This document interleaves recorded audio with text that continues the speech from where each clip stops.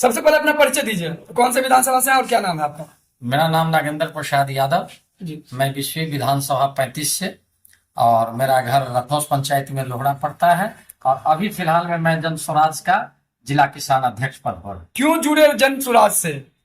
जन स्वराज से जुड़ने का कारण है कि मान लीजिए कि हम पूर्व से ही राजनीति कर रहे हैं, वामपंथी से हम जुड़े हुए थे, और जो बिहार में बदहाली है उसको देखते हुए प्रशांत जी का जो मुहिम चला, उस मुहिम से बात हुई पटना में प्रशांत जी से, और मुहिम चलाए तो उनका जो एजेंडा था वो वामपंथी से मिलता जुलता था। और जो हम लोगों का जो पूर्व में एजेंडा था कि भाई बिहार में साम्यवादी व्यवस्था हो, तो उनका भी देखे कि गांधी का विचार और अंबेडकर का संविधान पूर्ण रूप से लागू हो तो बिहार में अच्छा बदहाली से उसको निकाला जा सकता है। तो इसी एजेंडा के साथ हम प्रशांत जी के साथ आए और जन स्वराज में। क्यों भरोसा करे प्रशांत किशोर पर? इसलिए भरोसा है कि प्रशांत जी ने कई राज्यों में इन्होंने सेवा दिया है, और प्रशांत जी ने जो किया वो सराहनीय है। और इन्होंने जो अगर एजेंडा मतलब वादा करते हैं उसको उन्होंने एक्सपेरिमेंट करके भी दिखाते हैं, और लोगों को भरोसा करना चाहिए। सत्ता परिवर्तन तो हुआ आज तक, लेकिन व्यवस्था परिवर्तन नहीं हुआ, तो लोगों को तो अविश्वास है, लेकिन देखना तो पड़ेगा, लोगों को विश्वास करना पड़ेगा, और विश्वास करेगा तो निश्चित रूप से मैं कहता हूं कि परिवर्तन होगा। 2025 में विधानसभा चुनाव में क्या मुद्दा को लेकर आप लोगों के बीच जाने वाले हैं? देखिए, मुद्दा तो खुला हुआ है कि यहाँ जो पलायन है, बेरोजगारी है, तो सबसे बड़ी मुद्दा है पलायन और बेरोजगारी। तो हम कहते हैं कि सरकार हमारी बनेगी, प्रशांत जी भी कहते हैं और हम लोग भी कहते हैं, उसी मुद्दे पर मैं काम करता हूं कि हमारी सरकार बनेगी तो सबसे पहले युवाओं का पलायन रोका जाएगा। हमारे नौजवान अपने राज्य से दूसरे राज्य में काम करने नहीं जाएंगे। कौन बनेगा मुख्यमंत्री? तो बिहार का कायाकल्प होगा। देखिए, मुख्यमंत्री बनना तो अलग बात है, लेकिन हमारी जो पार्टी है उसमें पहले विधायक बनेंगे और हमारी बहुमत होगी, तब निर्णय होगा कि कौन बनेंगे। वो तो बात की नेताजी, जनतंत्र रहेगा भ्रष्ट तंत्र रहेगा?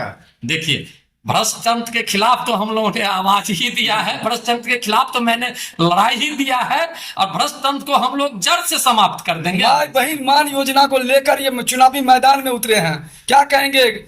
देखिए, वो मैं बहन योजना लेकर के उतरे हैं, उसको तो गणितकार रखना चाहिए था।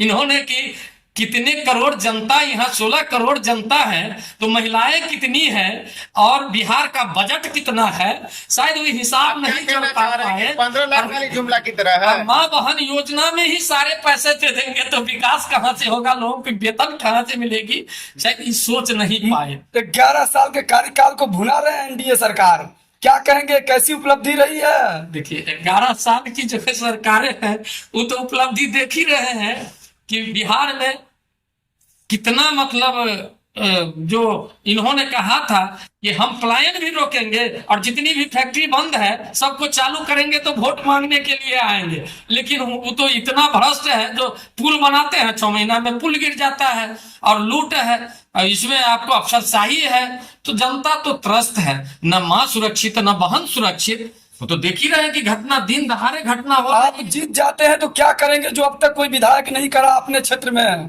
देखिए, अगर जनता हमको आशीर्वाद दिया, अगर हम आए तो 35 साल में जो नहीं हुआ, जनता वहां की त्रस्त है, तो मैं 35 साल के बजाय 1 साल के अंदर उतना काम करके दिखाऊंगा, और भ्रष्टाचार खत्म करके दिखाऊंगा, और जनता का असली राज दिखाऊंगा कि जनतंत्र है क्या, और जनता को मैं मालिक बन कर दिखा। 65 वाली उम्र में 25 वाली जोश दिख रही है, क्या राज है इस जोश का?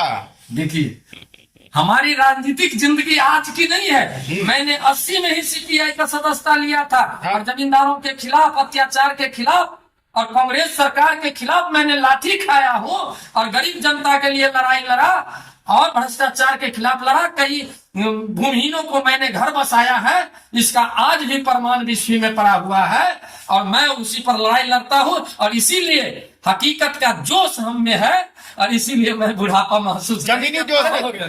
सबसे पहले एक बात, आप लोगों ने बड़ा जोर से एक बात बोला है कि माई बहन योजना चला रहा है। माई बहन, आप लोग पढ़े लिखे हैं, विश्वास है कि आप लोग पढ़े लिखे होंगे।